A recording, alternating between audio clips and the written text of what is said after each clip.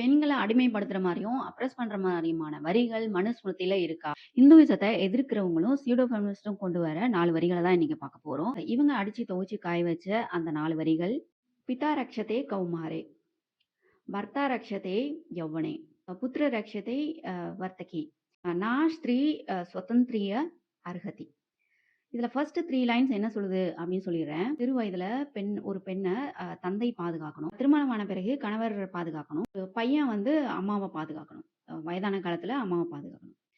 இந்த 3 லைன்ல என்ன தவறு இருக்கு அப்படின்னு எனக்கு சுத்தமா தெரியல. அ இது வந்து இதெல்லாம் பண்ணா தான் அவங்கவங்க டியூட்டிய பண்றாங்கன்னு அர்த்தம். இந்த ஹிந்துயிசத்த எதிர்க்கிறவங்களோ, இல்ல வந்து ஒரு சியூடோ ஃபெமினிஸ்ட்டையோ பார்த்து நான் கேட்கிறேன். இந்த மாரி உன்ன வந்து பாதுகாக்காத அப்பாவோ, உன்னோட பாதுகாப்ப பத்தி சட்டையே பண்ணிக்காத ஒரு கணவரோ, இல்ல அ உ உன்ன கொண்டு போயி அநாத ஆசிரமத்திலயோ, இல்ல முதியோர் இல்லத்திலயோ விடுற ஒரு பையனோ இருந்தா உனக்கு பரவாயில்லையா? அவங்களுக்குன்னு வரும்போது no, they don't want that. But வந்து மைக்க புடிச்சாங்கன்னா பேசிட்டே இருப்பாங்க, பேசிட்டே இருப்பாங்க. இன்னைக்கெல்லாம் பேசுவாங்க. ஸோ 4வது லைன். இதுதான் கொஞ்சம் ப்ராப்ளமேட்டிக் லைன். ஸோ எனக்கு இல்ல, அவங்களுக்கு. ஸ்திரீ, பெண், ஸ்வதந்திரிய சுதந்திரம், அருகதி, அருகதை, தகுதி. இப்படி எடுத்துக்கலாம். ஸோ நான் ஸ்திரீ ஸ்வதந்திரிய அருகதினா, they are not fit for independent. இங்கிலீஷ்ல டைரக்ட் மீனிங் தான். பிகாஸ் இங்கிலீஷ்ல வேர்ட்ஸ் பஞ்சம். நீங்க இங்கிலீஷ் எடுத்துக்கோங்க. எல்லா லாங்குவேஜ்லேருந்தும் பிச்சு பிச்சு போட்டு பண்ண லாங்குவேஜ் தான் இங்கிலீஷ். ரோமன்லேருந்து கொஞ்சம் இருக்கும். லாட்டின்லேருந்து கொஞ்சம் இருக்கும். வில்லியம் ஜோன்ஸ் அப்படிங்கிற ஒரு பிரிட்டிஷ் மனுஸ்மிருதிய டிரான்ஸ்லேட் பண்றாரு இங்கிலீஷ்ல இந்த மாதிரி. Women are not fit for independence or freedom. ஒவ்வொரு லாங்குவேஜுக்கும் ஒரு நியூவன்ஸ் இருக்கு.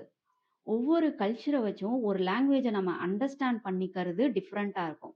இந்த 3 வரியோட சேர்ந்தது தான், அந்த இணைப்பா வர்றது தான் அந்த 4வது வரி.